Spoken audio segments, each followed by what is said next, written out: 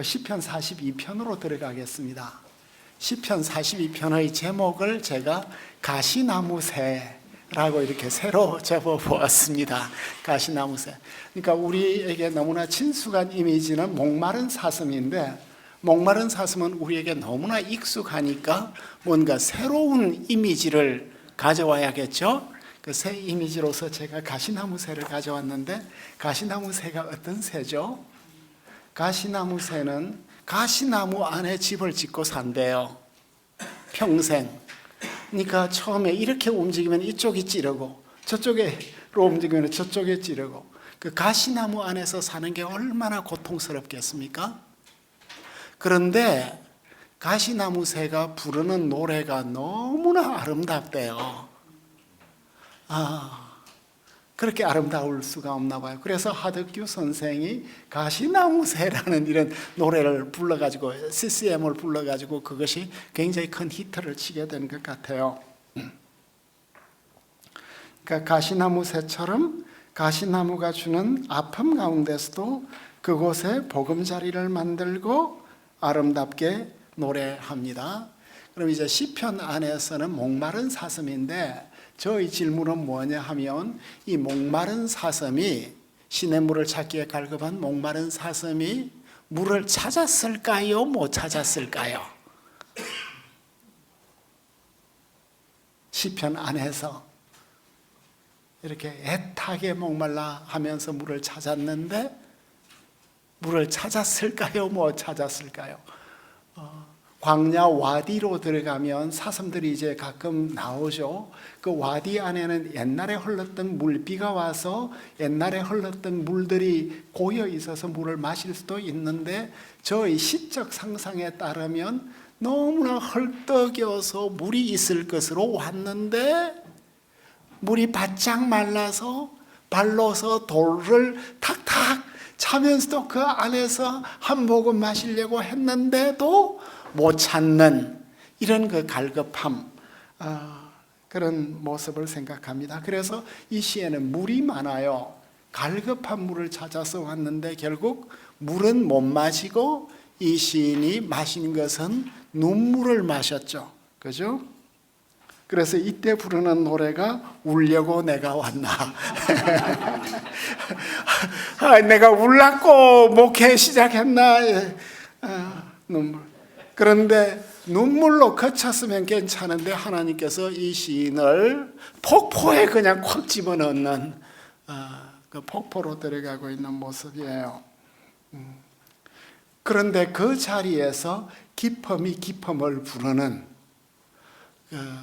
학문은 학문을 부르고 예술은 예술을 부르고 문화는 문화를 부르고 뭔가 서로가 짝을 부르죠. 그러니까 가장 깊은 곳에서 하나님의 가장 깊은 은총이 만나는, 그러니까 위에 폭포하고 아래 폭포가 만나는. 그래서 저는 이 헬몬산 배경이 여기에 나타나기 때문에 혹시 시인이 바네아스 폭포 앞에 서서 이 기도를 드리고 있는 것이 아닌가. 이스라엘은 물이 정말 귀한 곳인데 바네아스에 가면 막 하늘에서 물이 수백 톤이 순식간에 터지는 것 같은, 나야가라 같은 것은 이스라엘에 없고, 그런 윗폭포와 아래폭포가 만나서 기쁨이 기쁨을 부르는 이 이미지를 제가 생각해 보았습니다. 이게 이제 가시나무새의 노래인데, 예수님이 가시나무새다. 예수님도 목말라 하셨다. 그죠? 그리고 예수님은 정말 목말랐죠? 십자가 위에서 내가 목마르다고 말씀하셨고, 겟세마네 동산에서는 내 마음이 괴롭다고 말씀하셨고, 최후의 만찬에서는 몹시 번민하셨고, 그렇지만 하나님은 예수님에게 응답하시지 않았죠. 결국 예수님을 죽음에 내어 놓으셨습니다. 그래서 시인과 우리의 목마름은 예수님의 극한 목마름으로 응답되고 있습니다. 그래서 아다나시우스가 한 말이 여기에 참 잘 어울리는 것 같아요. 대부분의 성경은 우리에게 말씀하지만 시편은 우리를 위하여 말씀한다. 그러니까 우리의 목마름을, 우리의 갈증을 가장 잘 표현해 준 시가 시편 42편이 아닐까 생각되어집니다.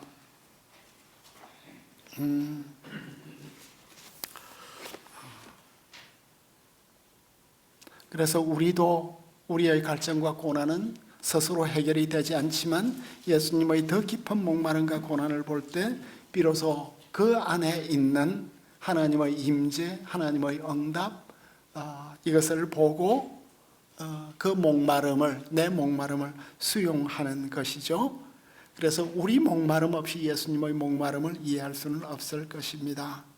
시편 42편 2절에 살아계시는 하나님이 나오는데 사도행전 14장 15절에서는 살아계신 하나님께 돌아오게 함이라. 데온존타가 살아계신 하나님의 표현이 여기에 나타나고, 그리고 요한 1서에 있어서는 우리가 하나님의 자녀인데 그가 나타나시면 그의 참모습 그대로 볼 것이다. 다시 피지오데이, 하나님의 얼굴을 보기를 사모하는 모습이 나타나고 있습니다. 시편 42편에는 후렴이 2번 나타나죠. 5절에도 나타나고 11절에도 나타나고, 내 영혼아 어찌 내가 어찌하여 낙심하느냐 하는 이 낙심하다는 헬라어가 페리리포스인데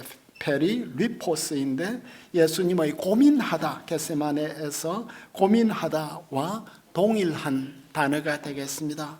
이 시인의 낙심과 고민, 이것이 예수님의 모습으로 우리에게 다가오고 있습니다. 그러니까 이 시인은 지금 한때는 성전 예배를 인도했던 분이죠. 그런데 이제 자격을 상실해가지고 성전 예배를 인도할 수가 없어요. 그래서 성전 예배 인도하는 걸 너무나 사모하는 거예요. 어찌 보면 성전에서 쫓겨난 시인의 모습이에요.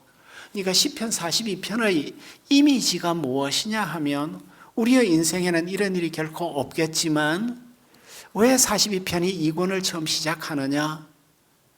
하나님의 임재를 너무나 갈망하지만 그 임재를 체험하기 어려운 그 성도의 마음, 하나님으로부터 멀리 있는 성도의 마음을 가장 잘 보여주는 시라고 생각되어져요.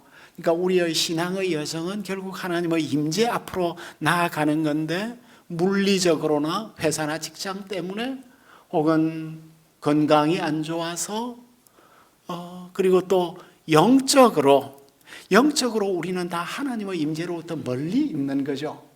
멀리 있지만 우리의 마음 속에는 예수님을 만나기 전에는 우리의 마음에 평안이 없어서 예수님을 그리워하는 이 심령을 이렇게 보여주고, 그 심령이 하나님을 만나지 못하기 때문에 늘 낙심하고 상심하고 있는 이 모습, 이 영적 여정을 보여주는 시라고 볼 수가 있겠습니다.